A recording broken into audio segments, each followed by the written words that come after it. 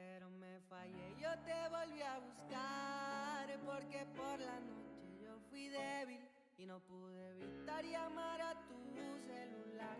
Perdón, no lo sabes, pero yo te quiero con el corazón, te quiero con el corazón.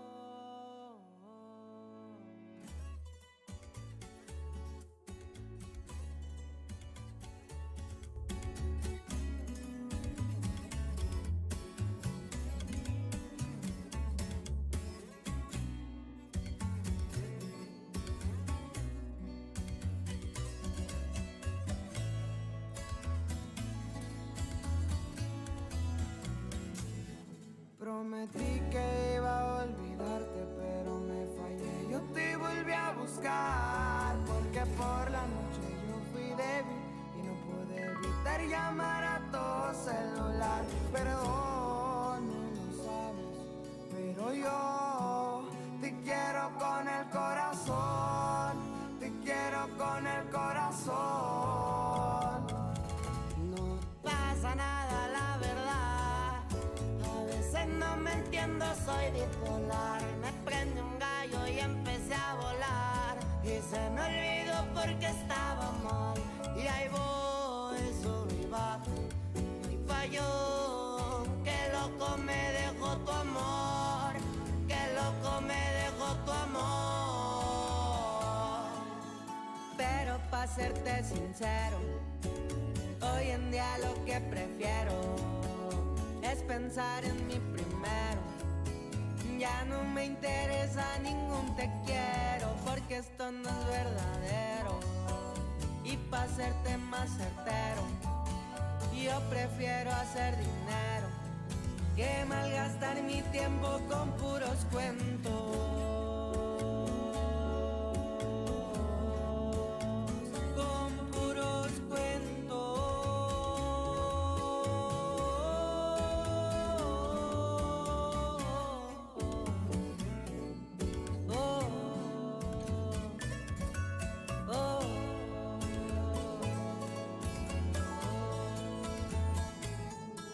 No pasa nada, la verdad. A veces no me entiendo, soy bipolar. Me prendió un gallo y empecé a volar. Y se me olvidó porque andaba mal. Y ahí voy, subí y bajo. Me falló. Qué loco me dejó tu amor. Qué loco me dejó tu amor. Pero para serte sincero, hoy en día lo que prefiero es pensar en mí primero. Ya no me interesa ningún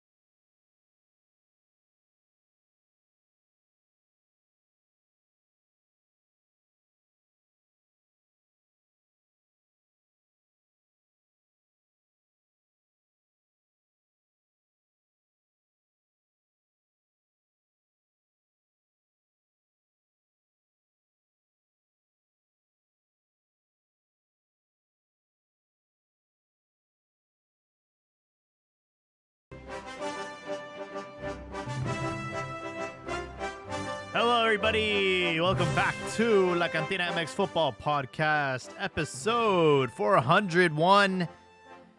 We have quite a bit to talk about tonight. The aftermath of the Super Clásico, in which América completely dominated Chivas and beat them 4-0. We had some comments from Iron Man's press conference today. Hierro having to deal with some reporters. And then Marcelo Flores making his Tigres debut. Chino scoring for Pumas. That and much, much more. Join us over here on Twitter Spaces and YouTube if you want to join on the fun. But before I go any further, just want to welcome our good friend Joel. Joel, how are we doing today? What is up, Jaime? I'm good, dude. Despite that massive, embarrassing defeat, I'm good, man. I still have faith in Pau, in the Pauneta. Did you ever see this, like, it's this clip from, I think, Televisa, and it's called like La Familia something va a Acapulco, and it's like this very poor family from like the F, and they got this big wagon, this big like station wagon, and it's like 12, dude, or more, and a dog. And the car's like all falling apart. And like at one point, they get a flat tire and they patch it up themselves. But to do so, one of the ladies, they cut like a piece of her chancla, dude. Oh my God. You've never seen it? I need to send it to you, So man. where are you going with this? That's sort of Chivas, dude. It's to get to their destination. It's just a lot of calamity on the way there because they were very resilient though, man. Because every time something broke down in their car, they would figure it out and fix it themselves. Yeah. And yeah, they finally made their destination. They just weren't. Even that was kind of weird because they were like in a weird section, like you could see the beach and everything, but it was like I guess far away from like where there's like resorts or like nightlife, you know. So I don't know, man. They might have like their own spot picked out, or they could just post up and no one would tell them anything. Yeah, man. Look, people yesterday were begging me, "Hey, you guys gonna have a Twitter Spaces tonight?" You know, all the shout out to Chivas del Norte, their Discord. They are upset, man. Very emotional. And hey, look, it's not easy to take a 4-0 loss against your bitter rivals, America. And there were just moments in the game where Chivas were completely, absolutely dominated. There was only one team on the pitch. And, to be completely transparent with everybody, I turned it off after 3-0. I was like, there's no point in watching the rest of this. This is embarrassing. So, I ended up checking the score after, seeing that they scored a fourth goal. And overall, man, the sentiment is like, like fool's gold, right? We started the season with 3 victories. It looked like everything was going fine. We bounced back from losing the final. Oh, this is going to be the good year. And then, we take that break, go to League's Cup, do absolutely nothing, come back to Liga MX, and we just have 3 straight defeats. So, something happened, something broke, something needs to get fixed. And, I'm sure Al Pastor will hop on later and have his take, but there were definitely some questionable decisions made by Paunovic, the starting lineup, the substitutions. There's just a lot of things that aren't really making sense. And, today we had Fernando Hierro. He made a press conference to address the media and, some embarrassing journalism in the crowd, man. Some of the questions that they were asking were just really, really pathetic. They tried baiting him a few times, like, oh yeah, like, what do you think of this player? Or what do you think of Paunovic's decisions? And he's like, hey, look, man, I'm here my job is to bring as much arsenal to this team as possible, to bring the right tools, to to supply the coach with the right players so we can win a championship. He's like, how he utilizes them and the starting lineup, like I'm not gonna get into that. Like that's not my job. And Yeah, he did a really good job of like shutting that shit off. Like, hey, like I'm not gonna even address this. I'm not even gonna like speculate on this. This is stupid, like we're focused, we're calm. He said that he backed Banovich. He's like, he's the right man for the job. 2 months ago, we were in a final, and this is still the same group, more or less. So, he said that he's approaching this with a lot of patience, and that that it's still we're still going in the right trajectory, yeah.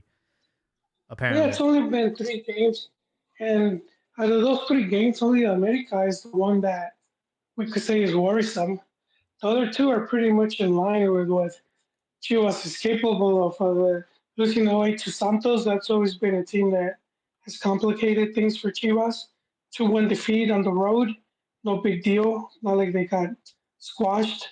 Um, and then losing at home to Monterrey. Monterrey is, title contenders. They're probably favorites, and America's also favorites. If we were to think the top 3 teams to win the league, Monterrey, Tigres, America. That easy. People like to put Chivas because they got to the final, but I don't think that makes Chivas title contenders. That just showed, like the Familia, they just had a lot of resilience. They made it there with their beat up truck. That's kind of going to be the same again, man. I think that's where the media plays the bad effect, where they make people believe Chivas is at that. They're not at that level of those 3 teams. I mean, even just looking at their bench, it's nowhere near.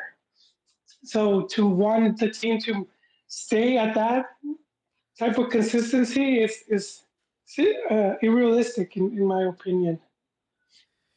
Yeah, absolutely. I think everybody not misunderstood, but like they didn't give Chivas the benefit of the doubt last season on their title run, and they were able to take advantage. We were like 30 minutes away from getting eliminated from Medica. A lot of people forget that. Yeah, so Yeah, it's a matter of taking advantage of clubs that, they thought the game was over, and getting into the final, going up 2-0, and then losing it to Tigres was obviously painful. And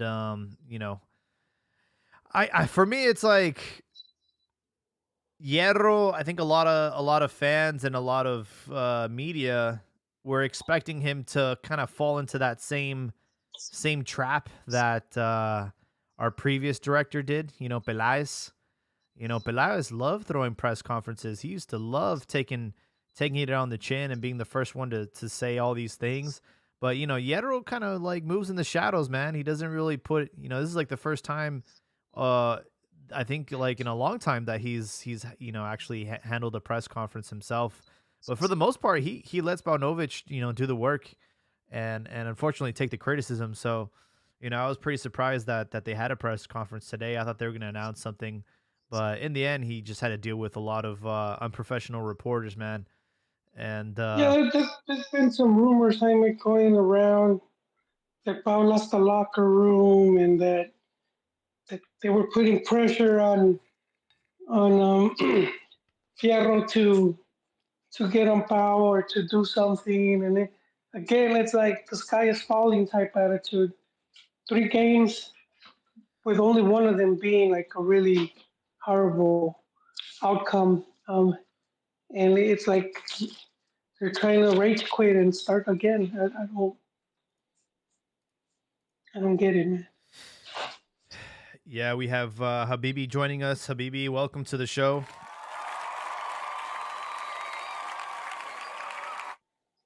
Thank you, gentlemen. I just want to say that Ricardo Pelas did not like taking his chin. He just loved the attention. Yeah. That's why he had that away conference when he left. That man, that's all he cared about. He did it for the attention, not because he cared. Too much Pelaez hate, but that's okay. Go on. He's I still in the spotlight, Habibi. I agree. He loved the attention. He hasn't left. He He's had still there. it was Yeah. like personal reasons why he liked to be in the spotlight all the time and talked a lot. He he said a lot of things that his ass couldn't cash, man. But with Hierro, it's been, kind of a breath of fresh air. He's, given the people the responsibility and empowered them. And more or less, He's I probably golfing, Jaime. huh? He's probably golfing. I mean, He shows up once a month. yeah, I think for me, it's like he does. The job of a sporting director is exactly that, to hire the right people and to be able to delegate responsibilities. And I think he did a great job in hiring Banovic. They almost pulled it off on their first attempt, their first season. The one part where I think he deserves a lot of criticism, and I'm surprised no one really asked him these questions, is the players that he's decided to sign. Under Hierro, he's signed some questionable players. Like, let's be honest, man. Two players from the second division with Wally and Ricardo Marin. I'm like, look, we're not a minnow. We're not a equipo chico. Like, these type of transfers are acceptable for a team, that's on the bottom of the table, some lemmings. But Chivas should not be looking and rummaging through the second division looking for refuerzos. They look like panic. They look like panic buys. Like Someone actually did ask him that. Did they? Yeah, because they asked him about like the lineups and all that stuff, and he said that's not his business. That's what the coach is for. Yeah. That his job was to give him the resources. So someone asked him, okay, so since your job is to give the coach the resources, do you feel like you've given him adequate resources? Oh yeah. And he said that he's a lot of things, but one thing that stood out to me was that the players are at Chivas is because they want to be at Chivas. So he kind of gave the idea that all these names that have been turned around, they Mm, didn't want to be there. So, for example, Pulido using Chivas to get a fat a better deal. contract, Yeah. better deal. So that's what he alluded to. He even said like a lot of names got thrown out with people I never even spoken to or even heard of. So I did with what is possible within the orbit of Chivas. Well, yeah, of course. If you're playing second division ball and you get an opportunity to play for Chivas, of course they're going to want to be there. But it's also your job to convince high caliber players to join Chivas. And that's your responsibility. That's your job, to sell the team and to sell yourself and be like, hey, let me convince you to play for Chivas. If a player doesn't want to go there, that's your fucking fault, dude. You're a bad salesman. What do you mean is it his fault? It's You your told me dude. That's your Pulido is job. going to turn away $4 million. How are you going to convince him to come back when he knows when he retires he can move back to Guadalajara if he wants to? He's already been champion with Chivas. He's already been like leader de goleo with Chivas. Like the sporting stuff you're trying to sell him on, he's already done it. So why is he going to walk away from $4 million when you might pay him $2 million or less, if at all? That is what a sporting director is supposed to do, man. They're supposed to Yeah, but bring you in. can't say he's bad at it. You wouldn't even be able to convince Pulido. No one would. If your mind is set on going from $2 million a year to $4 million a year and living comfortably in the MLS, instead of going back to the toxicness that is Mexican media and trying to achieve things that you already achieved, most players would say no. That's why he said the players that want to be here, they're here. Pulido did not want to go to Chivas. I'm pretty sure that was never even an option in his mind. Well, I mean, it just goes to show like how Chivas are being perceived in the minds of other players, of their professional players, and it's your job as a sporting director to change that image of the club and to make it prestigious again. And you don't do that by fucking signing Ricardo Marin, a player in the second division, and a fucking bum from Spain that we never heard of before. That's my criticism on Hierro. It's like at that point, don't even bring any refuerzos. Like just promote people from Tapatio. But he gave his answer to that I criticism. agree. His I agree. answer to that criticism was el fútbol es de ganar o perder. If we would have been winning, you wouldn't be hating on Marin and all these refuerzos. You would have been saying, oh my God, what a genius! Like, look, he bought low, and now they skyrocketed. Same thing with the lineups. They asked him like, how come uh, he hasn't had a consistent lineup? How come every game's a different lineup? And he said, if Pauno used the same lineup all tournament and we still had the same results, you guys would be saying the opposite. How come he doesn't switch things up? How come he doesn't rotate?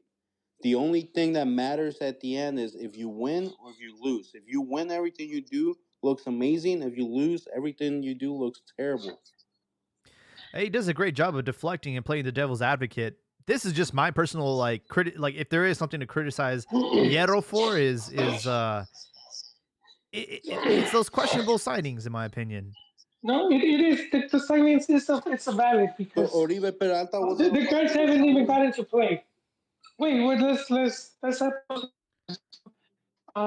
the because that Oriol Peralta was brought in by Higuera. It was more like he was on his way out, man. He just did the club dirty. A lot of people did.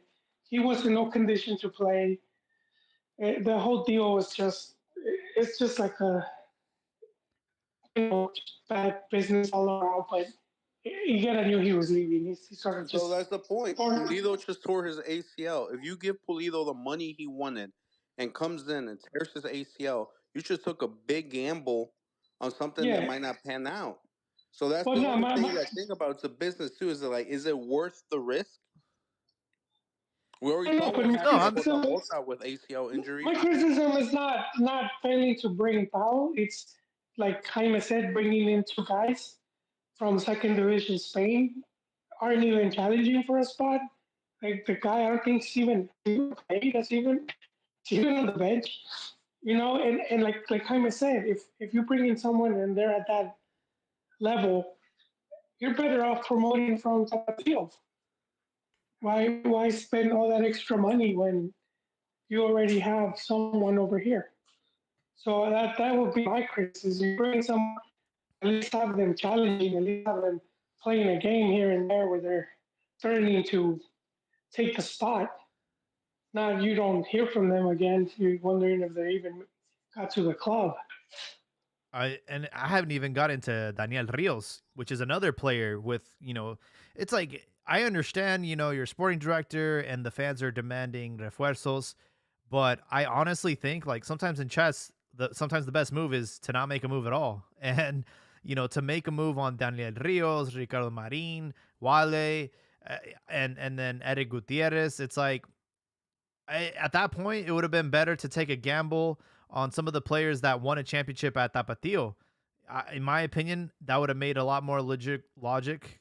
You don't have to worry about them trying to fit into the team. They know all the players. They're from Chivas, like they're in the system. It would have made a lot more sense, and then be like, hey, you know what?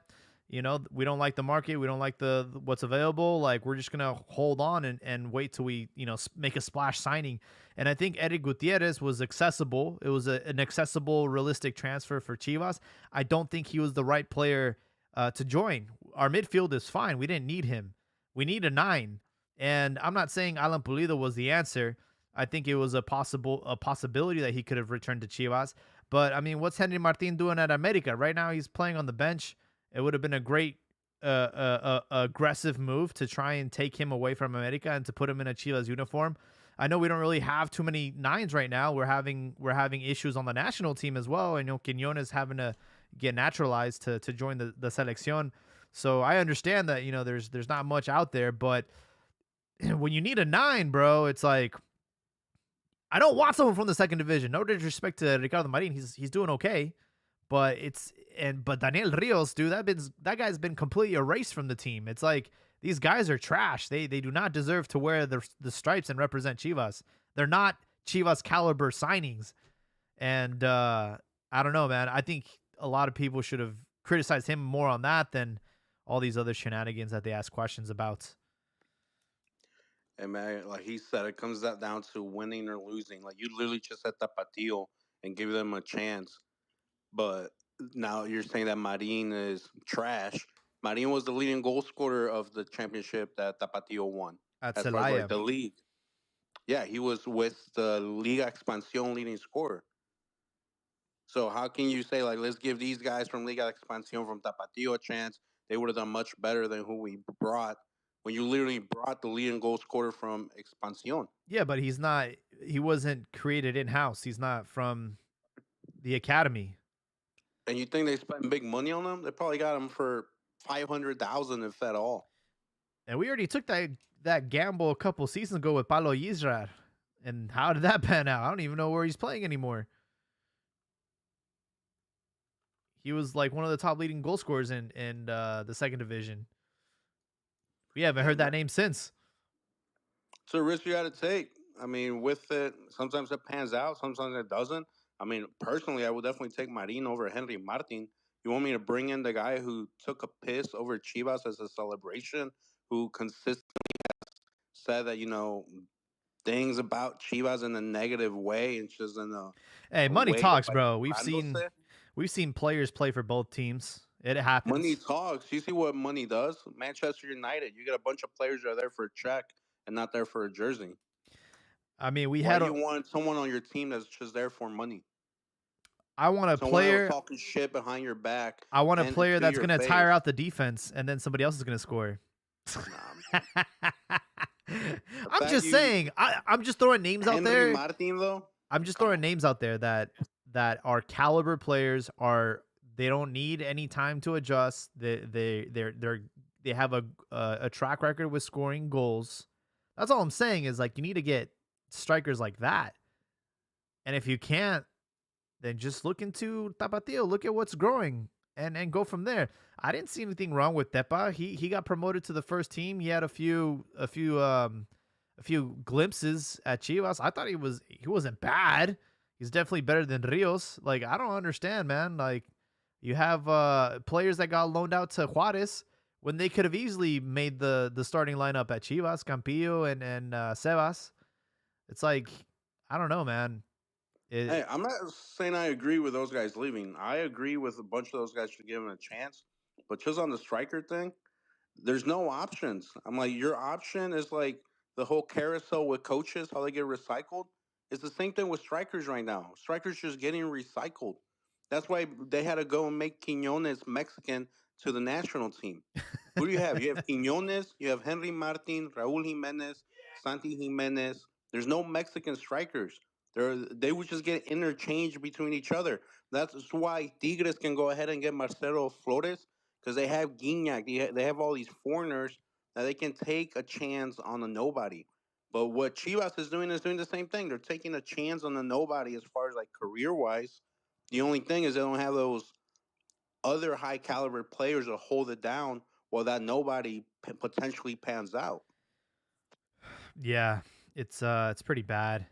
Another thing that it's starting to become a little bit worrying and is starting to get serious is Alexis Vega. He got 45 minutes in a Clásico, got immediately subbed off at halftime. I saw a tweet around the lines of, they told him at Qatar that he requires another surgery that would immediately retire him from professional football. So, I don't know, man. I don't know what the story is with Alexis Vega. I know that there was like a podcast where he said that he was considered, retired or had considered retiring because of the pain. So, like our most paid player and our biggest, our biggest player is on the verge of like hanging up the boots and walking away, man. That's a major concern. I don't know. I would just let him go now. Save yourself the salary or sell him to somebody. I mean, No one's gonna buy him. Man. Who's You still gonna? have to He won't pay pass him. a medical. they took him. So then, why the hell they take him to Qatar? Why they try to take him to the Gold Cup? That's a part that to me doesn't make sense. Apparently, they told him to shit in Qatar, but they still try to take him to the Gold Cup. Like if he was that much of a necessity for the Gold Cup, like if he was that guy, something doesn't add up to me. It's like He got sent home, no, from the Gold Cup. yeah, he got sent home because he got hurt. Yeah. So that's what I'm saying. If you knew since Qatar he had this potentially career-ending injury, why wouldn't you let him rest during the summer? Why wouldn't Chivas and national team say, for both best interests, this guy cannot play in the Gold Cup. He needs to let that knee rest. and the only reason they sent him home because he got hurt. So to me, it doesn't add up. I mean, I know why, right? It's the reason why Ronaldo played the 98 World Cup final. Nike made him, Nike forced him to play that game injured. And I think like with Alexis Vega, there's a lot of marketing, a lot of ticket sales, a lot of, hype around him. And I think everyone's just trying to I think like I don't know. I internally, don't buy that. I think internally they all know he's done. Like this guy is done and they're just trying to milk as much as they can out of him before they decide, "Hey man, like he's retiring like for good." I think that's my theory. I don't know. I don't buy into that injury being that serious. You want to see serious injury? Look up Nick Chubb from the Browns today. He had a similar injury to the guy with that Marcelo play. Like, that's a serious Was knee it on injury. turf? Well, it's not the fact that it was on turf. It's the way this guy like hit him. Oh. His leg, the way it's just completely bent in a way that a leg. Ugh. It's just nasty to look at. But yeah, it's like when you tear your ACL, your MCL, your PCL, like everything about your knee is completely destroyed. Alexis hasn't had one of those injuries. So what is this mysterious injury that hasn't been that graphic, that hasn't been that serious, that has him on the verge of retirement? Gaucho Avila, when he retired, didn't he tear his ACL? He Um had I don't know what the specific injury was, but I know he retired super young. Yeah, well that's what I'm saying. I haven't seen Vega have this I think it massive was at his time injury at that everyone's Toluca. talking about. It was at Toluca, bro. It was before he even came to Chivas. No, but that's what I'm saying. Like I haven't heard of him like his having an ACL tear or anything of that nature. Yeah, it must have been put under wraps or something. I'm not sure. Yeah, he said Avila always had leg problems throughout his career, and after many surgeries, he was forced to retire at the young age of 25 due to insufficient healing. I know, like with Vega, it's his ACL, right? Like it's No, that's the thing. They have never said ligamentos cruzados or anything. They just say knee injury. and That's what I'm saying. I don't buy into this whole mysterious injury. If anything, I think no one's told him the truth that they gave him fucked up medical service. probably it's probably the same fucking guy who worked on JJ Mack. Yeah, Ortega the butcher. Well, I think I was reading something about like, sometimes when you injure like your knee, like they have to, shred some or like shave off some cartilage and that stuff, that doesn't, once you get rid of it, that's it, bro. It doesn't come back. So I don't know if like maybe that's it. All I know is it seems like it's pretty serious and the injury, he's been plagued with injuries his entire career and I would not be surprised if we find out down the road that he's going to retire for good. And what a shame it would be. But you have to think about at this point, is it even worth continuing? All the fans, all the shit talking he's been having to deal with, all the expectations, the amount of money he's costing Guadalajara. Like at this point, bro, you might have to be the bigger person and just call it quits. Nah, no way. You gotta collect the money while you can. You're talking about your family, your future. If Raul Jimenez wasn't a bigger man for his country in the World Cup, why should he be a bigger man? When you see Chivas is still gonna do stupid decisions regardless, I might as well collect my money while I'm at it. If they paid Oribe Peralta $1 million to sit on the bench at 37 years old, why the fuck am I not gonna collect my bag? Gesundheit, Joel. You're back on. My microphone is I'm gonna have to come back. It's all good. We also have Ron. Ron's on tonight. I'm sure he's ready to gloat about the 4-0 victory. Congrats and welcome to the show. How you doing, guys? How you guys feeling? As a Chivas fan, I've seen worse. This is nothing.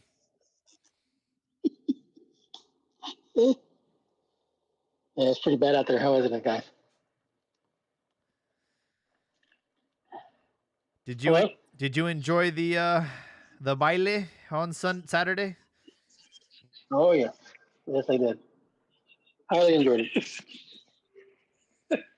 Were you expecting that though, Ron? Yeah, I was. Would you call it a baile though? I didn't think it was a baile. As far What as like, is it that I don't think America was that more dominant. The game where I thought America was way more dominant was What is going on, man? We got some mic I tried issues some? here. Yeah. Okay, everything should be good. no, the game I thought they were dominant was last season. It was where was it at Cron? Yeah, the regular season game.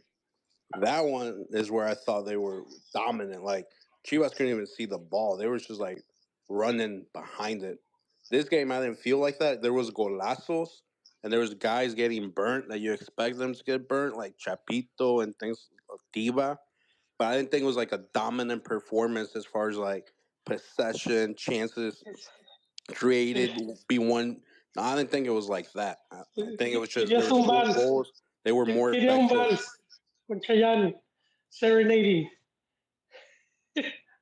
I, hay niveles. Huh? Hay niveles, Pastor. I think, yeah, this is still so baile. The other one was even worse, but they got served pretty bad.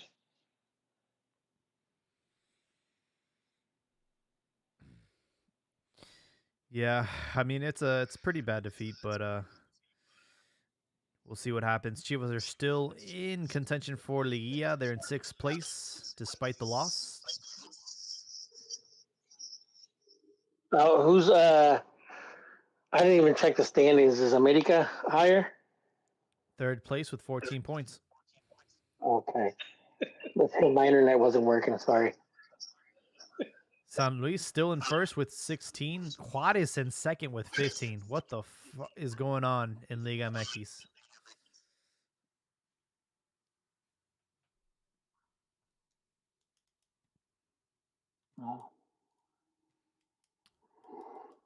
And Did anybody watch? Did anybody watch the Tigres match? oh yeah, I missed it too, and I wanted to because of Flores. I think that guy's gonna be a bust, dude. I just don't see it with it. I don't see it. his biggest highlight of the day was he got tackled, rolled out of bounds. The play was still live. Goes on a full sprint and does like what somebody would do in a Sunday football league. He just straight takes out a player, and a fight ensues. He got a yellow card. You know, welcome to Liga MX, Marcelo Flores.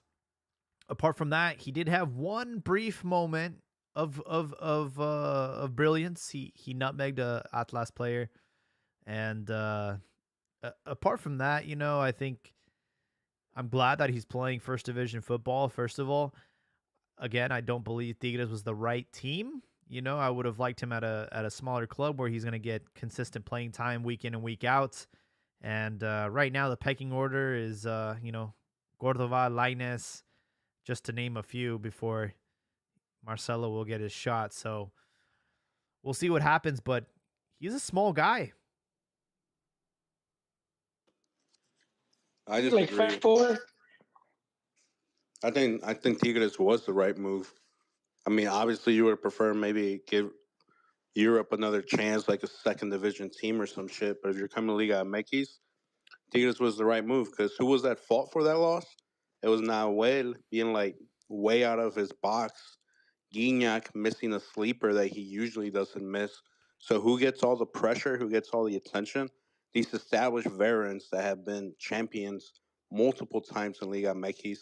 If you were to send them to a Puebla, Juarez, a Mazatlan, there's no one to take that pressure away from you. That's why you see like Sendejas when he went to America, he was able to flourish because all the veterans were taking the pressure if the result didn't go well. So if you want him to flourish and just focus on developing and getting better, Tigres is a perfect team because you know they're going to have a chance at the title and you know the experienced players are going to be handling all that pressure, and the fans are expecting the experienced players to be the difference makers. So all you can do is just upside, just be better than people are expecting you to be better. As opposed on the smaller team, they're expecting you to be the savior. They're expecting you to be Maradona with Napoli, take them from last to champs. That's the real Yeah, pressure. I it's like the disagree with media, that. though. I think you don't go to a team like Arsenal and have that kind of weak ass mentality. Obviously, he got a lot of pressure just by deciding to suit up for the Mexican national team, and his expectations were at an utmost high.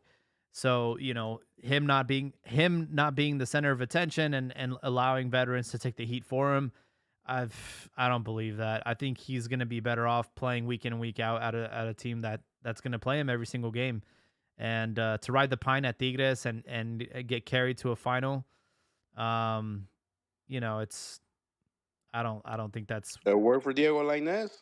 it worked for him, but it's like you won a And title. you know the Mexican media. You know if he went to a team where he played week in, week out, every 90 minutes, they wouldn't say, "Oh, at least Marcelo's playing 90 minutes every game." No, they'd say, "Oh, he has no goals, he has no assists. What is he doing? Like, he's a bust." Yeah, but that's all coming from a fear of failure. But What's to Diego say? Lainez, No, but I'm not talking but about him being him. I'm talking about like you as the sporting director. You know he can flourish on your team because you have experienced but guys taking put pressure away from him. here's the thing though. Diego Lainez basically established himself at America, leaving as a champion, and obviously had an impeccable youth career at the national team level. Marcelo Flores and Diego Lainez, they're not. We're comparing apples to peaches here. It's No, not I an mean apples. it worked for It's him not an coming apples to apples. Tigres and getting carried to a final. But, I'm not comparing their careers. I'm yeah. comparing them making the move to Tigres because like Nez got carried to that final. He didn't do shit. So how does this benefit Marcelo? Ah, It's It just saying benefits you see Marcelo if you is can a hang with the mental top mess guys. kid. See if you can He get some can't handle playing minutes. criticism. Now, playing time is the more you play, the better you're gonna get. It's just that simple. Facts. If you have the good mentality, you're not all that criticism is not gonna get to you. Um, you see it with Hugo Sanchez. He talks about it all the time. How he will go in and the whole stadium will be chanting Indio and the press would. He talked No, about this one Haiti, but I mean that's even way more pressure. no. I'm gonna give you guys are talking about Coach Prime. I'm gonna give you a perfect example.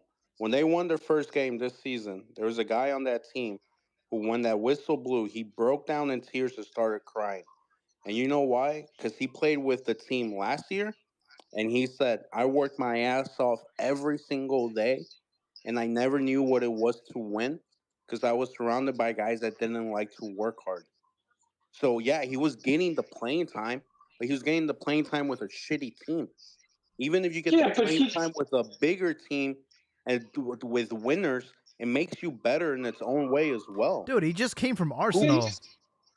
What fucking benefit was that? What He couldn't what hang. no, benefit He what couldn't benefit was hang. there?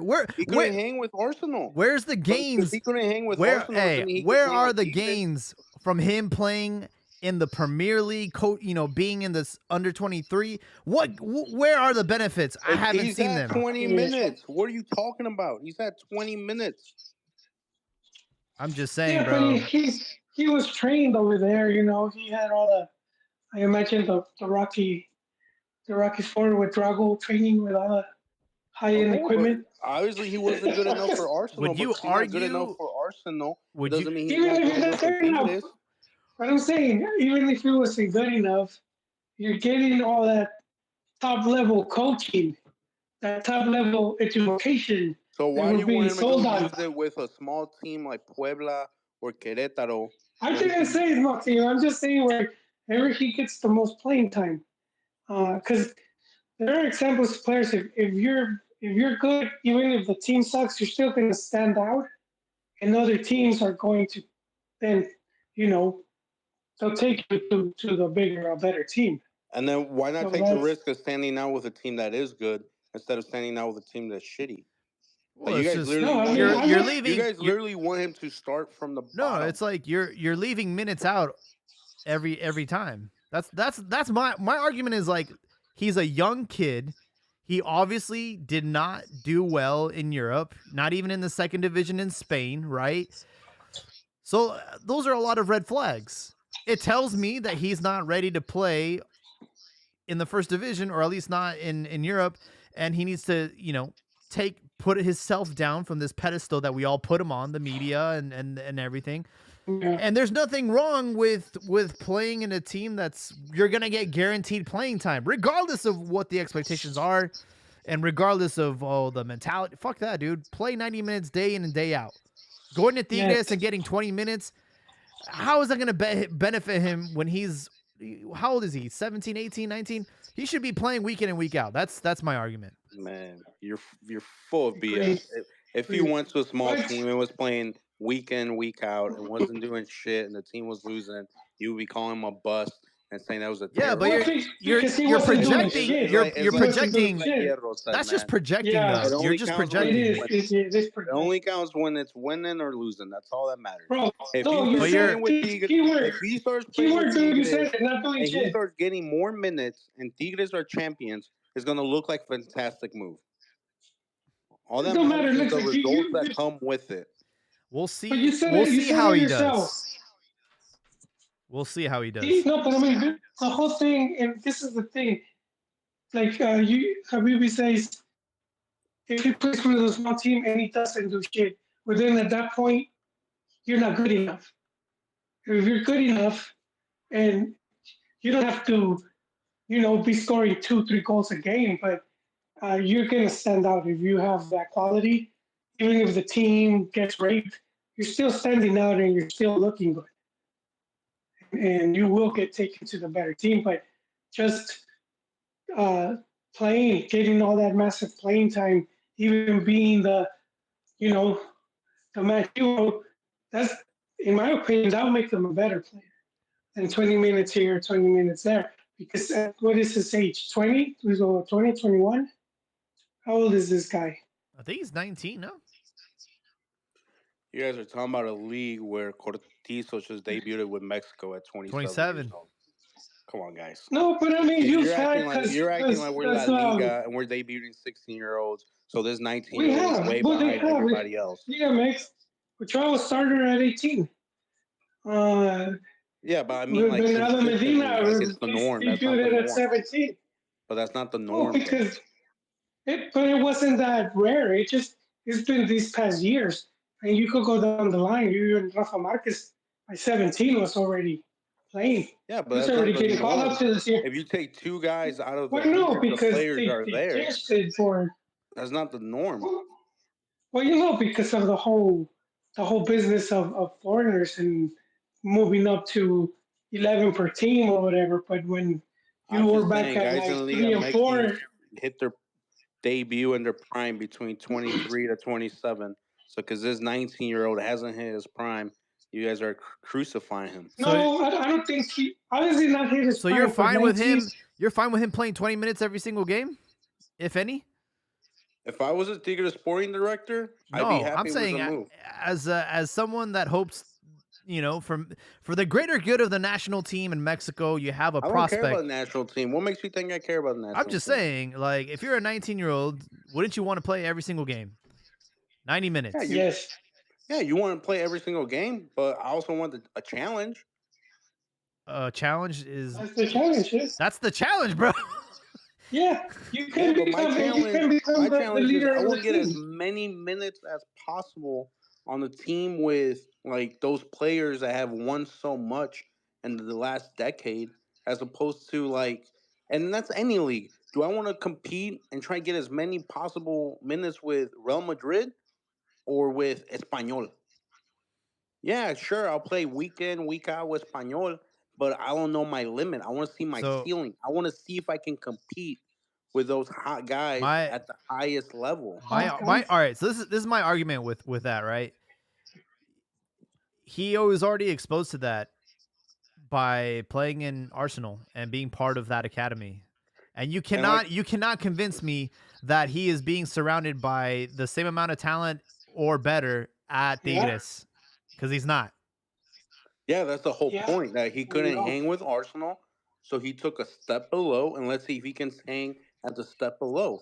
If he can't hang at Tigres, then he'll go to your Querétaro and your Puebla, and if he can't hang there, then he'll fucking retire. But why are you gonna go from Arsenal to Mazatlan or somewhere just because you're gonna get week in, week out? Why would At you that go to a fucking moment, second division team in Spain, which is much worse? because that's the norm. And It then is. fucking No, flop, it's dude. not. No, it's not. Where did Vela go? Second division team in Dude, Spain, dude, you and he can't was tell with me Arsenal. he went to Real Oviedo, which is owned, if I'm not, or associated with the Mexican like owner, and he couldn't even get minutes there, bro. But you So don't know the story. obviously he's not Oh, good enough. no. Never know. Maybe he doesn't speak no freaking Spanish I don't buy your whatsoever. argument, bro. I It was think he's a kid that needs minutes day in and day out. He's not gonna do it at Yes, the Tigres. most PT available. I don't But care if Tigres, he's they're gonna gonna. prop him up here and there to get him into the national team, and then maybe even And to selección. And that could be Tigres poster boy, and they're gonna just prop him up wherever they I can. think But I would. he might need that challenge down the road when he's a more established player, when he's like, okay, I'm finally getting consistent first division minutes. Now it's time for me to like up the ante and be surrounded by He a honestly challenge. has talent. But He honestly gotta has walk, talent. you gotta crawl before you can walk, my guy. And going to Yes. Tigres and getting 20 minutes, maybe if any, is not going to help his development. Period. Yeah, the good players that end up making those big moves, when you see they're key players for their teams. When you see some of these Brazilians going to Spain, Italy, for big monies, they're the key player in their teams, and that's where that says a lot already. They're not at a top team over there getting on the shoulders of the big players. They're the ones that are making that team competitive. So I was just going back to the point you said, if you went to a Querétaro and he didn't do shit.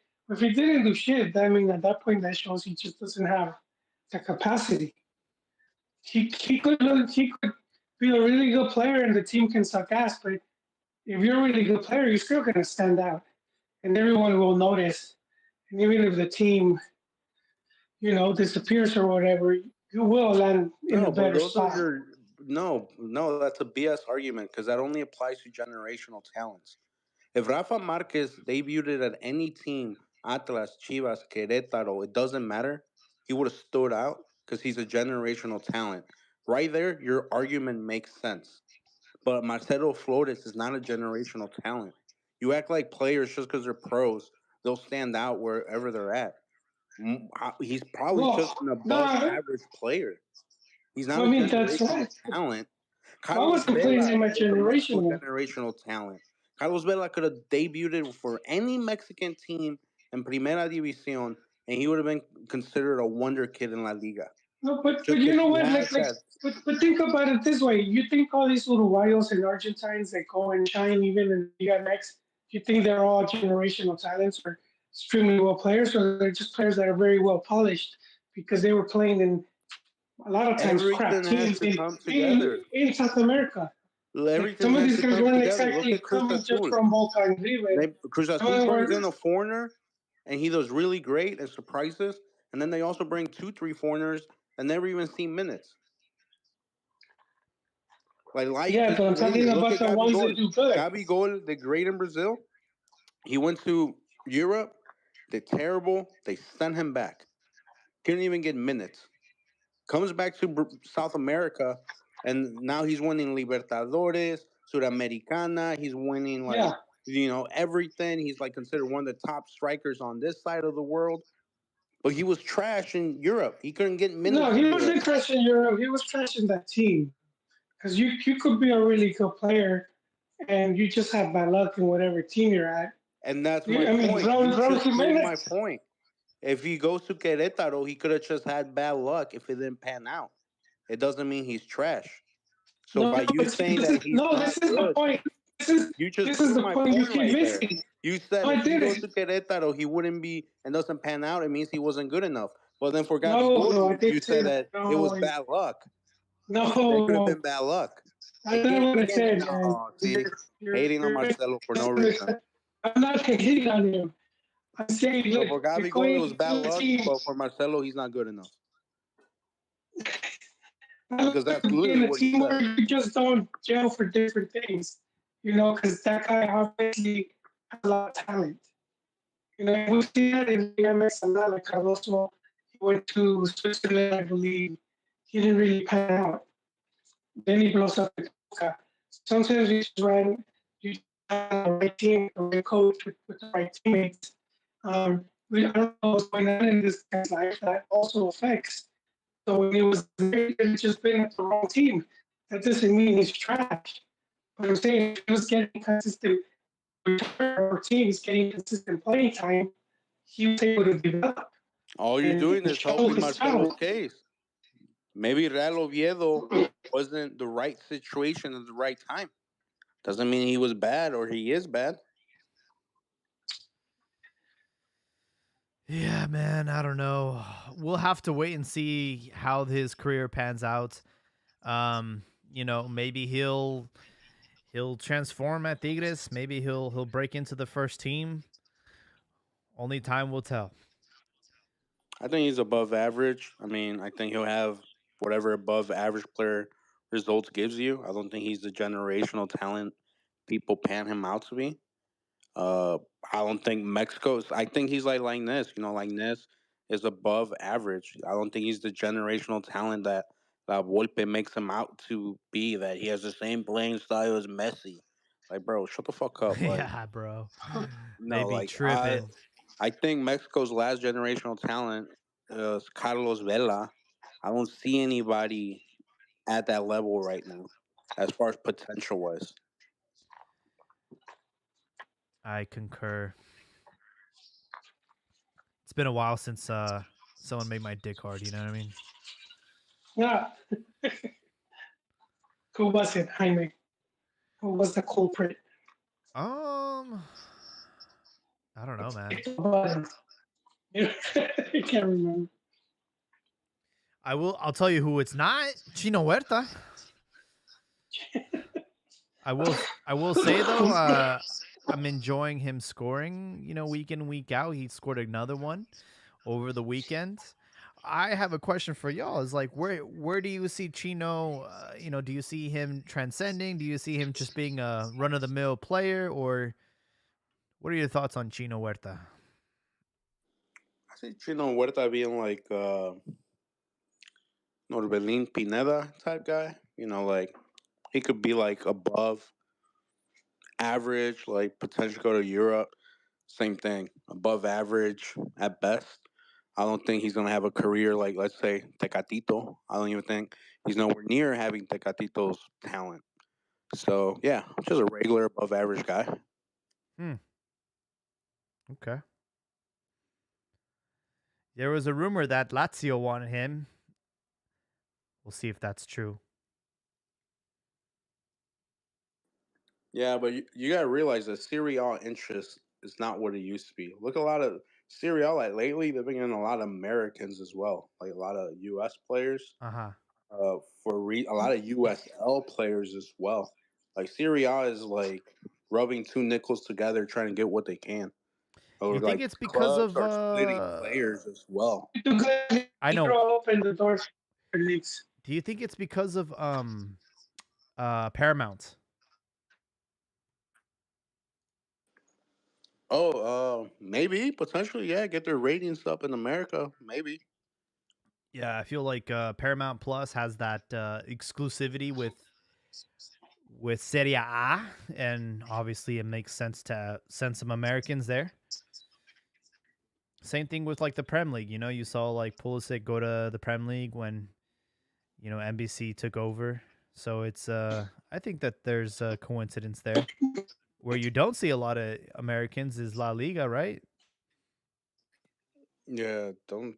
I think there's only one. He plays for Villarreal, I believe. Yesua, whatever. He's actually a starter for the U.S. men's national team. Oh yeah,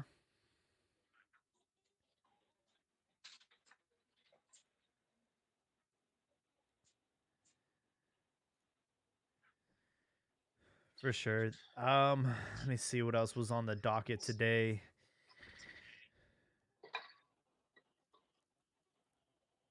Monterrey, I will say, I did catch a glimpse of their match the other day. They are scary.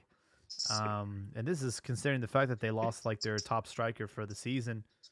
But Cortizo, you mentioned him earlier. He's 27, just made his selección debut. And, 27 is, considered on the older side, but he's looking good, man. He's looking good for Rayados. Canales continues to score. They have squad, bro. Yeah, they look scary good. That's definitely a team I would not want to play in the first round of playoffs. If anything, I hope to play them in the final and potentially pull off the miracle then. Because yeah, they look scary good. And then with Cortizo, like I was just pointing out like one of the bad things about Liga MX, but I have no problem with him like debuting at 27 as an individual because I personally believe that age doesn't matter. It just matters who's in form at the moment. That's why I hate like when national teams they'll start off with a guy and then they take that guy to the World Cup 4 years later, even if the previous 2 years he's not in form because he's part of el proceso. I'm like, fuck it, dude. I don't care if there's 2 months going before the World Cup and some young 17-year-old just came up and he's killing it. I don't care if he wasn't part of el proceso. I want to take whoever's in form now. And Cortizo right now, he is in fucking form. Yeah, I agree. Yeah, and well, look, this is just a guy that was getting playing time.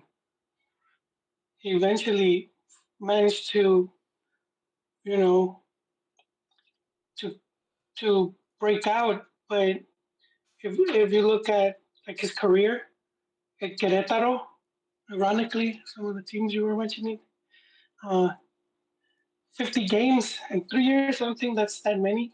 He was on the younger side. 37 games in Tijuana in 2 years. Again, that's not that many. Uh, but I mean, he kept playing.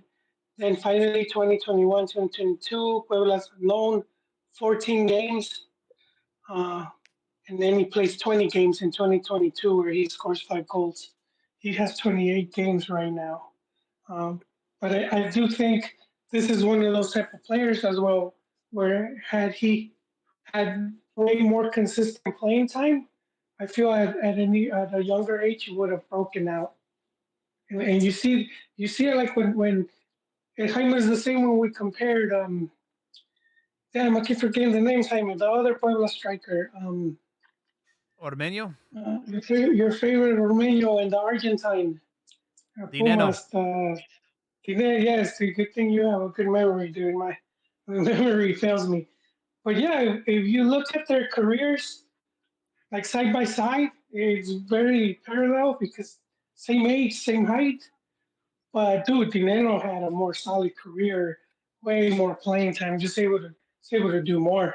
But this other guy was just picando piedras, just getting scraps here and there. And I know you guys say he sucks, but I do think if he would have been at a club where he's just, more PT, he would have been even a better player. I think that's what's been hurting Mexico, just not enough playing time to go around. And again, the same broken record, no opportunities because too many foreigners. And that's where the money is through transfers. You know how they'll buy a foreigner for X amount, but they could write it off at a bigger amount, and then they transfer it for another bigger amount. And it's a lot of money laundering going through that. And that's why they. I don't know if clubs are in on it. I know in the past they were caught being on it. I don't know now, but that's a big the moneymaker to keep some of these teams afloat. But it ends up hurting the local talent. It's just you're not getting, and you see it when I was telling you, with you have all these foreigners that end up being good players in other leagues. Um, they were playing in some weak teams like Arsenal de Sarandí or Almirante Brown, or you got these clubs you never heard of. But these dudes ended up playing 2 3 years straight. Now they come to some league and they're like the buff doggo. They're ready for this shit. I was looking at the top goal scorers. We have El Cocolizo now at Tijuana with 5 goals. And then you have Harold Preciado with Santos with 5 as well. Unai Balbao from San Luis, he's got 4. And then obviously Paulo Rodriguez from America's got 4. Quiñones has 4. Juan Pablo Dominguez has 4. Bruneta has 4. There's a lot of players with 4 goals, but you guys want to hear something sad? Volpe has more goals than any Chivas player. He's got 3 for Toluca, and he's a goalkeeper.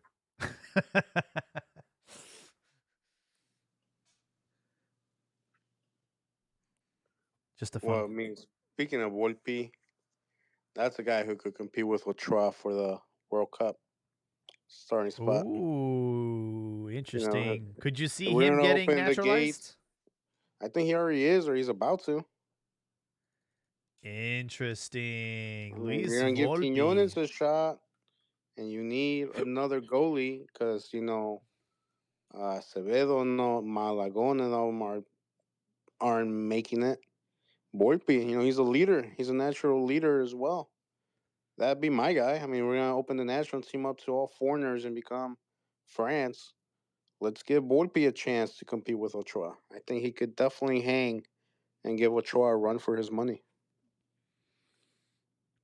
Man, can you imagine the meltdown our country would have if Volpe got called up to the national team and benched Ochoa? Brazilian goalkeeper, Argentine striker. I'll take it. Oh, and black guy striker. I wouldn't see any. I wouldn't see meltdowns, Jaime. As it is, there's like a big anti-Ochoa campaign, which I find a bit sad. This is going on. He's Joel, you're cutting out. Can you hear me now? A little bit. Okay, what about now? Yeah, it's better. All right, I went to sit down, dude. It's like the phone's like, nah, you can't hang out. And hotspot. And then there's been like a big campaign against big section of the media just attacking at every turn. We have a guy that's about to set a record of 6 straight World Cups. And instead of trying to impulse him or try to celebrate, or it's more like, chop him down. And so I think because you hear some of that people hate and whatnot, but I think that's a small vocal minority. I think most Mexicans, they're not that gung ho on the national guy. We saw it with the Cuban guy in baseball. I just don't think, and I'm talking about in Mexico. I don't think in Mexico they're that nationalistic to that extent. I think this is more in the U.S. A lot of pochos seem to make an even bigger deal of. I find it a bit ironic, but I feel it's more hear more criticisms from Mexican Americans. Well, I mean, I think one of the issues that you brought up with Ochoa is that you made it seem like a positive, but for a lot of people, it's a negative. That he's going to his 6th World Cup. Yeah, that's what's pissing people off. It's not, and they're taking it out on him, but they're just mad at the system that literally can't create another goalkeeper. That we have to take this guy who's gonna be close to his 40s, if not in his 40s. Like, and it's not even like you gotta realize, like, yeah, the goalkeepers can play to an older age, but those reactions are getting slower, getting up. When you make that first save, but you got to get it up quickly for that second save. That half-second difference might be what costs you a goal in an important game. It's like no one else can come out. So I think be Yeah, healthy to have a guy like Volpe to give him that internal competition because yeah, I apparently would. Yeah, no other no, Mexican can.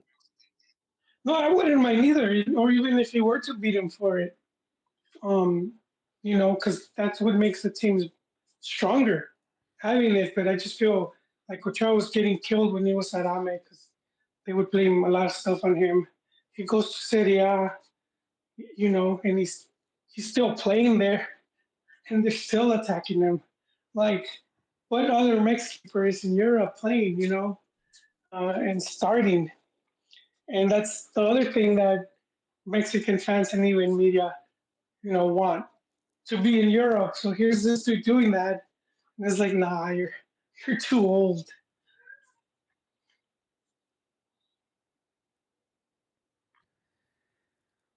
Man, I've never even considered like having a foreign goalkeeper. That's one of the positions growing up that you never had to worry about. You Oh always yeah, it's had on lockdown. you always had so many talented goalkeepers, and to think that we would do something like that and bring in Volpe, which I'm not against. He does offer something that Ochoa can't, which is like the foot, right? He's kind of like who was that goalkeeper from Chilavert? I don't know if you guys remember him. Uh, yes, I do. It was my favorite. He played at Vélez Sarsfield, Paraguayo, captain of the team. Hmm.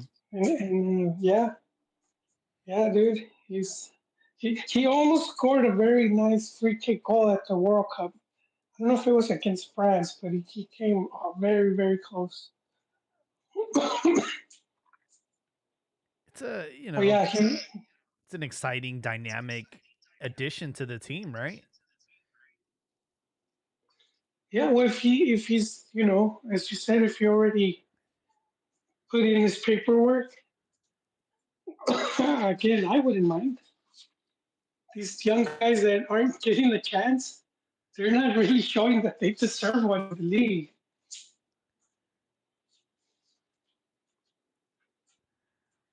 Yeah, it'd be interesting. It'd be an interesting dynamic having Volpe join the national team. He has 3 goals this season, which is again a lot more than some of these strikers, including Alexis Vega.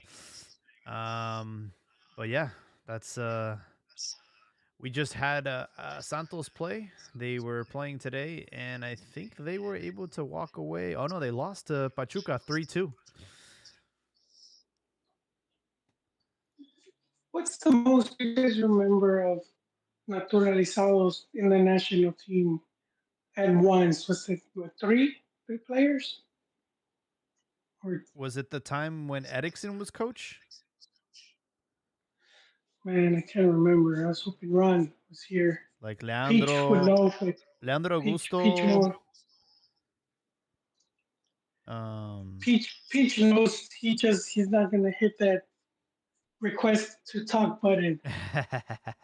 Peach, this is your moment. this is your moment, man. It's like trivia time. What's the Yeah, most amount of foreigners we've had on the national team at once? Well, I mean, we had wasn't it Sina and Franco on the team at once? So it's definitely at least 2.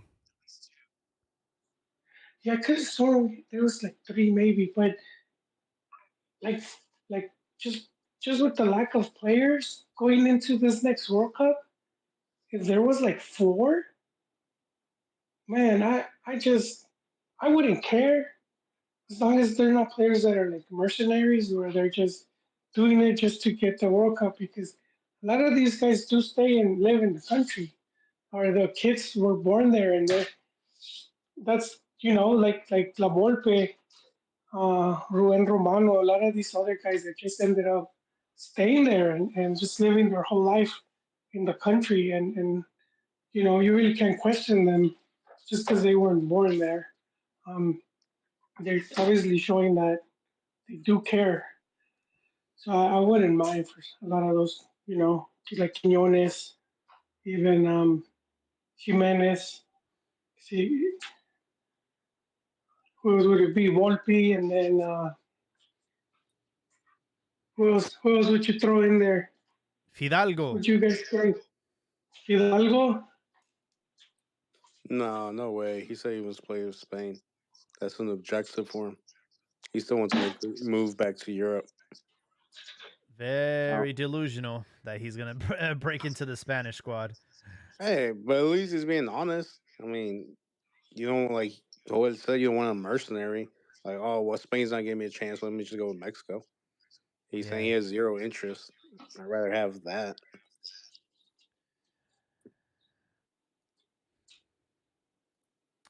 Like, what's his name? Funes Mori? Was Funes Mori a mercenary? I don't know. I mean, I'm telling you, some of these guys stay in the country for the I mean, long he's run. been at Rayados for a You while, know? man. I don't know. I mean, shit. I don't know, man. It's find hard to believe that his brother plays for the Argentine national team, and then that his dream is to play for Mexico. Nah, I think he didn't get a chance with Argentina. He wants to go to World Cup, so he'll take what he can get. I don't believe that whole "I love Mexico, I am Mexican. It's my dream to play for Mexico." Shut your ass up. You know you were wearing the Argentina jersey, cheering for your brother and hoping for them to win. Him and Tata had drinks after that match. Yeah, they had an asado and all that. They had mate. They had some cola with wine, right? That's a Sudamerica thing, right? They put like Cola Coca-Cola. with wine. I heard like they drink wine with like soda, like they mix it. I never saw that. I did see Coca-Cola with Fernet. Ah, Fernet. I love Fernet. Yeah, I haven't had it since back then. I should probably get me a bottle for old time's sake. For sure. I mean, look, guys, if you guys want to wrap up early tonight, it's your call. The big agenda today was the Chivas Clásico. That's really all I had on the docket today. Yeah, I mean, didn't touch much on that with that Pauno personally. I'm not one of those guys that first answers, let's fire the coach. Mhm. But he is definitely losing my confidence with his lineups. Like his lineups are just it's not even like rotating players. I don't care about rotating players. I didn't mind when Osorio rotated players. I know a lot of people hated it, but I saw the science behind his rotations, and he would explain it to you. Like Right. during the press conference, he said, "I play this guy because they like to do this and that, and this is why he did it." Like he would Exactly. break it down, and with Pauno, it's you don't even get that, or like it's just like in no one's mind does it make sense to start Chapito. Like you could have started like over Mosul, the subs, even like he took out Vega and he put in Tiba, another defender, when you're losing like 2-0. Like, even the explanation, like, did you take him out because if he's injured and why a center back and why not somebody else? Like, I don't know. Leagues Cup, same thing with the goalie situation. Not really touching on the subject of the guy they brought in from Spain. Instead of the politically correct answer of, oh, it's because, this is the guy we see better right now. No, come on, like give us some truth. Is he like injured? He's not adapting well. Like I don't know, man. I'm starting to lose confidence in him. I think like it's like right now he's like a mad scientist. Like losing the final like screwed with his confidence so much that now he's just throwing shit against the wall, hoping something sticks, and it doesn't. So then the next week he tries something different and different and different, and it's just inconsistent as hell. That's a good call out. I have a theory that he's dealing with a banged up roster, and maybe that's why he's from a outsider's point of view, it looks like he's just throwing shit on the wall. But I will say that the players did have a international break, and Thiba was very active in that, and Piojo. So we had players coming back from the international break. Maybe that's why they didn't start the game or whatever. But I agree with you with Chapo. him getting the start. I think it had something to do with like hierarquia and experience, and Chapo's, the longest one that's on the roster now, and he's been in plenty of clásicos, and I think maybe that was his idea is like we need someone with leadership and an experience to, for tonight, but to put Mosso on the bench, man, it was a mistake. He got exposed quite a few times, and I was looking at the highlights again. They were on Fútbol Picante, and one of the biggest criticism is like, the Chivas players were just like running away from the ball, man. Like they gave America so much space, and you can't be like Pollo Briseño, man. He just kept like giving him space, and that's why they were able to score so easily. It's like instead of like attacking the player and trying to break up the attack, he just kept backing up and backing up and backing up. It's like, dude, what are you doing, bro? Eventually someone's got to step up, and yeah, it was poor defending. Man, that's a lack of confidence. That's what that is. For those that played, like you've played like a team, a guy that you got to defend, and like like he's so much better. So what you try to do, you try to contain them. You try to contain them. But when you face somebody that you're better than, you go in for the ball and take it because you're confident that you're going to take it away. So I think that's another thing. All these results is just messing with their confidence. Hmm. That they're more on the defensive end, on the back foot, instead of being like Yeah, taking action.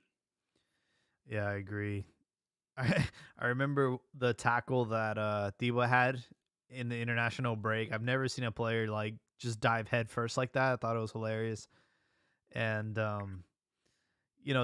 it's crazy that we're asking for Thiba to start over Pollo. It just goes to show how bad our defense is without him. But not to say that Thiba's like much of a step up from Pollo. I think they're both limited defenders as far as their IQ goes. A lot of brute, but not a lot of brains. Yeah, Diva's one guy that honestly I think he's pretty close to hitting his ceiling. I wouldn't mind selling him and giving another Canterano a chance. I just don't see him panning out to whatever people might think he's gonna pan out to. Yeah, I started rewatching the All or Nothing Chivas documentary on Amazon Prime, and the first episode was Tiba and Macias's like friendship out of training, and how they've both been at the academy for so long, and like at that time when they filmed the show, Tiba was still living in the academy, like he still hadn't moved out. He was still like breaking into the first team, and he was pretty old. He was older than Macias. Macias made his debut at like 16, 17, and like Tiba was kind of like a late bloomer, didn't get his debut until he was in his 20s.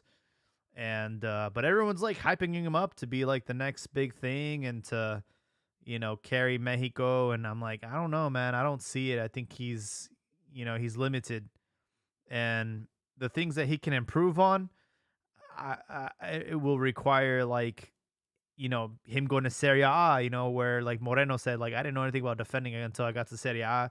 I think I think he would need that kind of exposure to really elevate his game, kind of like what happened with Massa, right? Like you see his time at Chivas, he was a walking tronco, and then he somehow made his way to PSV, and man, he evolved, man. He became a better player, and I never in a million years would I have expected that. But I don't know if he's good enough to get exported to Europe. I think Diva is probably going to end up being just like a journeyman within Liga MX eventually. Yeah, I feel the same way. That's why I'd rather cut him now. That's one thing I hate about Chivas, and many other teams do it. They hang on for a guy too long, to the point that when they do decide to let him go, they don't get much from it. That you got to be able to know when to cut your losses. You can't think like, oh, I already put so much money out, so much investment to it. I just got to keep it. No, just cut your losses and move along. Uh, for example, Johan Vasquez, I don't think that Tivas even nowhere near being the potential player that Johan Vasquez could be. So I don't see Tiva going to Europe. I don't see him panning out and being a center back for the Mexican national team, a guarantee. I don't see him being like a prime Hector Moreno. I would just cut my losses with him and give somebody else a chance. Yeah, that's the thing though. In the back line, you don't really think of anybody stepping up and giving them a lot of competition. I don't know, man. Campillo, I figured, but Campillo plays more what on left back. Yeah, he's defensive, but he's not. I don't think he's a Yeah, yeah, center he's not back. center back. Yeah, well, yeah, I cut my losses with Diva. Same thing with like Chapito. Like I don't know, like my man should have retired a year ago. He should have the balls. He should have the self awareness to say, "I'm not cut out for this no more." As far as the expectations, what they expect from me, and that whole locker room, influence shit. I don't really buy into that. Like I don't. I think that needs to come from your leaders on the field as well. I don't buy into the whole, oh well, he's here to teach the young guys the ropes. Like, no, man, those got to be the leaders on the field that need to do that. You're not getting paid to be a consultant. It's like the OG in prison. It's like that guy's been around forever, and he's kind of like he still has like that respect. But I do think that his welcome is getting worn out, and it just baffles my mind that you're getting bodied by a 34-year-old like in training, because this has to happen in training. Like I don't think Bonovich goes into these like these matches just going off of hierarchy. I think there must be something in training that he sees, and he's like, yeah, he's gonna start today. So like, if you're like a wing, if you're a Chicote, or if you're freaking Alan Moso, dude, like I would light a fire under my ass watching a fucking 34-year-old get the start in a Clásico and then get absolutely like torched. Yeah, dude. You mean light a fire in your ass, like motivate you? Like motivate you to be like, fuck that, dude. Like I'm better than this guy. Let me show you in training. See, that's you, because other people would also take it in the sense of like, all right, well, fuck you, Pauno, and like I see. completely like die off. Like literally, you let that guy start over me. You didn't see what I did in the last game. You haven't seen what I've been doing this whole season, and you start him, and he chokes and he makes us lose. Like you're an idiot. All right, that's your guy. That's your guy. And then like your level drops because you stop caring and you're mad at somebody. Mm, Now that's the rumor of what's going on with Chivas right now with Mozo, Pocho, and them. hmm They're just upset at Pauno for his decisions.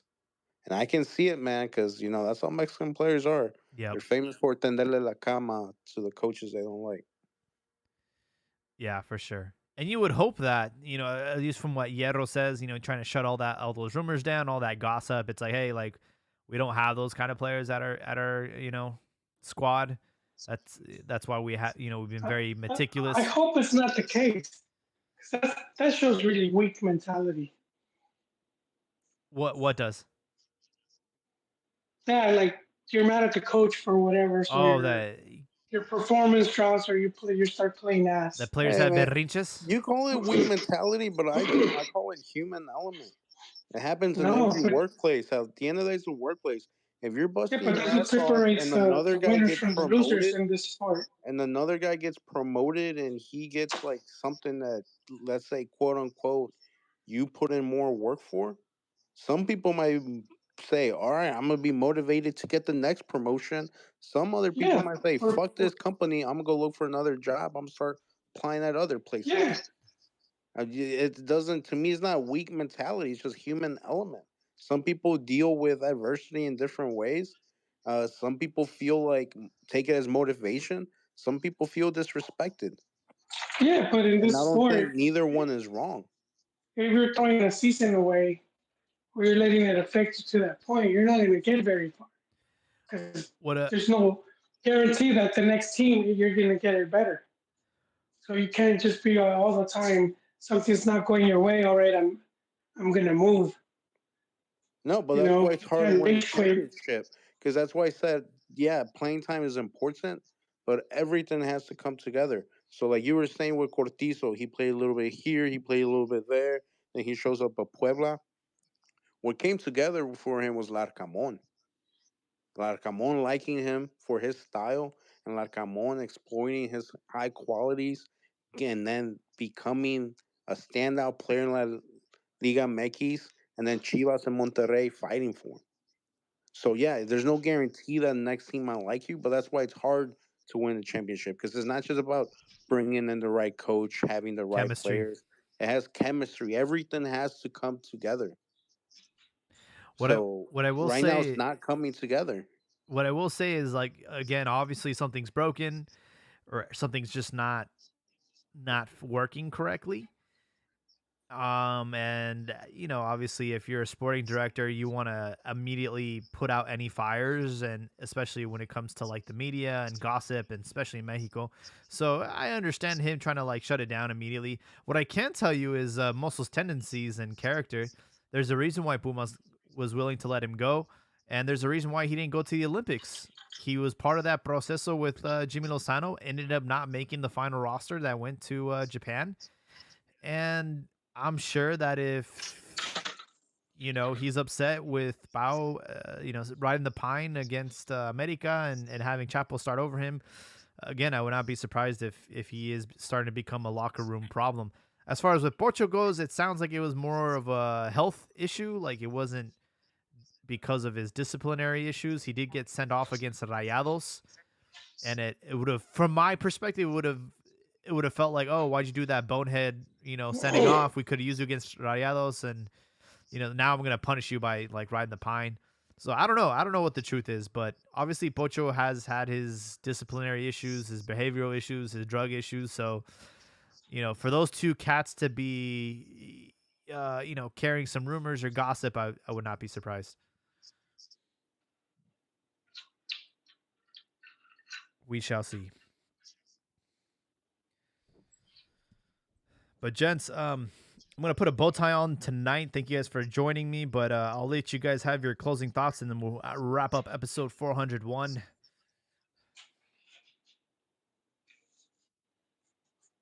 For my closing thoughts, not many really. I mean, I want to see if Chivas has a bounce back game, and if it is a bounce back game, if it's just lucky, and or if they actually like start showing consistency as far as not necessarily the result, but like the way they play, or if it just keeps getting more downhill from here.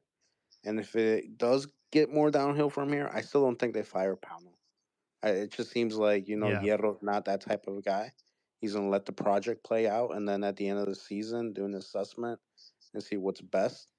I just don't see him being that guy just to fire him randomly, especially knowing that he probably doesn't have many other choices. He wants to make his project look serious and wait till the end of the season results to do something. But I yeah, agree. Chivas and play then Pachuca, by the way. yeah, Yeah, at so home. yeah, that'll be an interesting match. And then as far as like in the immediate soccer world, excited to see Santi Jimenez score in Champions League tomorrow. Oh yeah, good call out, man. We have Champions League kicking off tomorrow, and I think they play against Celtic. Celtic. Yeah, So, I yeah, could see him. he has a good chance of scoring. Yeah, Pachuca's not doing for my closing thoughts. Same as Chivas, trying to see if Pau gets the team to gets to turn it around. So he has the luck of having two home games back to back, and so Pachuca, usually a team that gives Chivas a lot of trouble. They're currently in 12th, not as hot. Um, They just I beat think it's Santos today, 3-2. yeah, I know, but I mean, usually they're a bit. I'm just I don't see them as dangerous as some of these other clubs. Not saying they're not good. And then I think it's Mazatlan, which is 15th. So I mean, I think that's those two games could be a good for bounce back, and then they'll face Toluca on the road. Uh, so I think these three games will be important for the club's health. They not so much the health. What is it called? Uh, what I lost for words. Jaime. It's motivation. Keep motivated, not the losses kept piling up, and then you just have a team that starts losing faith or Yeah. So yeah, that would be interesting.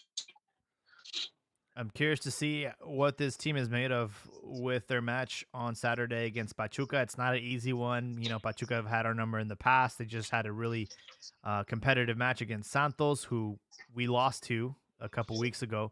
So, you know, I'm not looking forward to this match on Saturday, to be honest.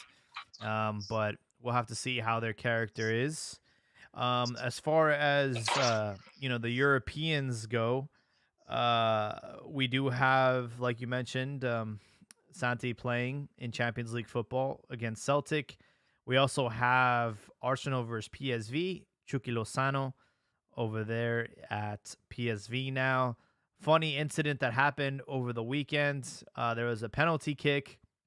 He wanted it. The fans were cheering his name, and instead it was given to Ricardo Pepi, who ended up taking it. It looks like the coach had the last decision on that, but curious to know if there's going to be that rivalry between Pepi and Chucky, if that's going to be a issue in the locker room.